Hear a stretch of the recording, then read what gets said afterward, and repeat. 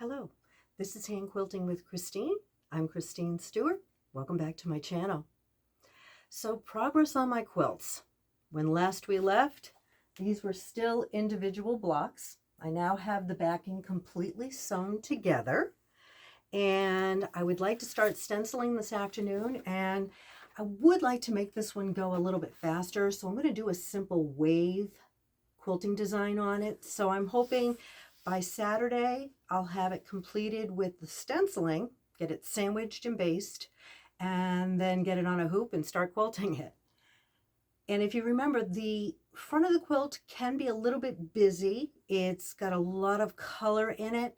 So for the sake of being on an easy path with this quilt, I'm going to put the stenciling design on the black or the back siding of the quilt and go from there. It'll go a little bit faster, see my lines a little bit better, and I'm looking forward to having this quilt done. Once I start quilting, I believe I can have it done before St. Patrick's Day, and we right now are looking at Thursday, February 19th. And now the patriotic wall hanging. I did get a little bit further. I made the 64 blocks and had this completed. And once I got through the first block, well, I could lie and say it was a little bit of artistic license, but who are we kidding? I forgot to increase the size of the blocks so that it would include or take up all this space. So what do? Got to pivot. So pivoting, I decided to take the leftover red from the top, make another set of half square triangles. I have them all cut out. All I have to do is trim them to size. So there'll be a blue and a blue, a red and a red. Problem solved, and the quilt will get completed. We make mistakes. I have to tell you, I do not read directions. I know it's a trait. I probably should, but I can look at a pattern and go, okay, it needs this many half square triangles. How big do I want it to be, or how many squares?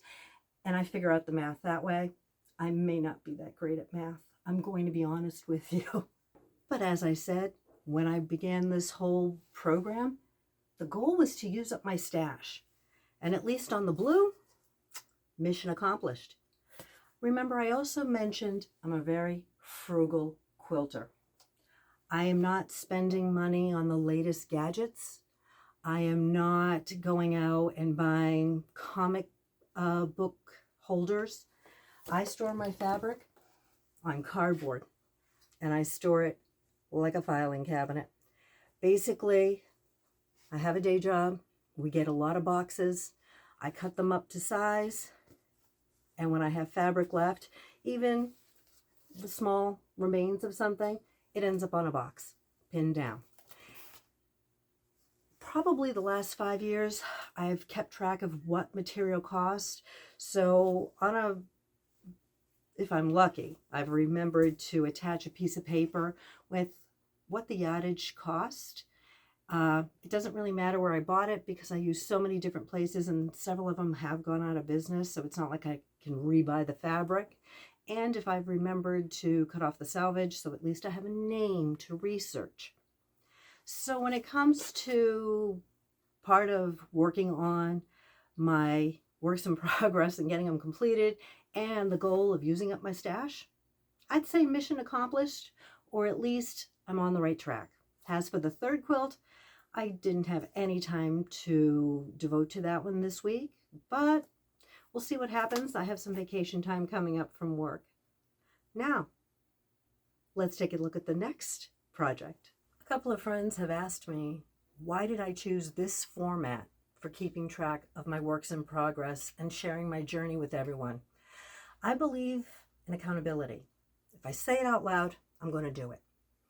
In 2024, one of my fall craft shows, I had a woman come up to me and she asked me, when did you leave the Amish order? Those were 7 very powerful words to me. I'm not Amish. I'd like to think I'm a good Christian woman, but I'm not Amish. She was comparing my work to Lancaster County. So I decided I needed to be judged. I wanted to see how I ranked in the quilting community.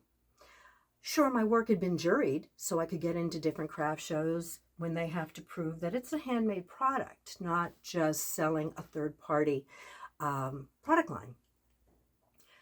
So I told my 3 friends, I'm going to enter my quilt in the Pennsylvania Farm Show. It's a farm show that is held every January. The program has been around, well, it was started by William Penn back in the 1600s.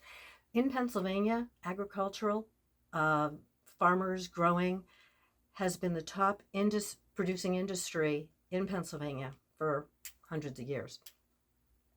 And these are real people. I didn't want to do museum quality or art gallery type. I went to the real people. I was there with Amish, Mennonite, the family farmer, 4-H. I wanted to see how I stacked up. So it was January 3rd, 2025. The show opens on January 4th. They judge all the products on January 3rd. My husband and I drive out to Harrisburg, and I'm looking for the quilts. Now you have to understand, this incorporates about 24 acres indoor farming community. And it's had so many iterations since the 1600s, from being a gathering place to a state fair lasting 3 days to now being a week-long program. And it used to be held in many different places throughout the state of Pennsylvania, but it eventually found its home in our state capital, which is Harrisburg. It's free to the public, no admission fee. And there's over 35 departments that are judged and over 10,000 competitive events.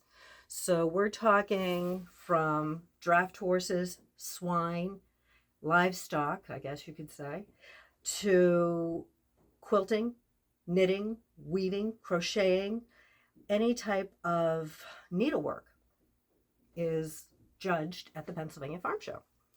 So we're walking through the farm show, and I'm looking for my quilt. So the quilt I entered was this lovely lady. Is she perfect? No.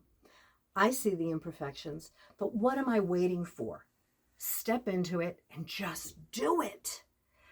So we're walking through the fairgrounds. It's incredible what you will see. And the quilts are hanging from the ceiling on, I guess what you could best say is like a trapeze. 3 quilts to a hanging trapeze situation. And I couldn't find my quilt. My husband's 6'5". He's looking. I'm nervous.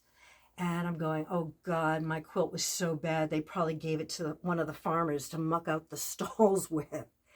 But we finally found it. She was hanging. She had a sticker.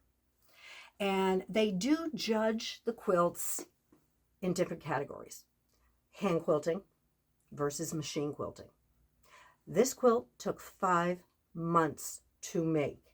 That includes piecing, trimming, ironing, several bouts with the seam ripper, and then the actual stenciling and the hand quilting. And I couldn't believe it when I saw my quilt with a second place, 2025 in hand quilting. I was so emotional. Still am. I wish my mom could have seen it. She was a master seamstress. But I won second place. And I was like, oh my God. I just wanted to see where I stood. I never expected to win a prize.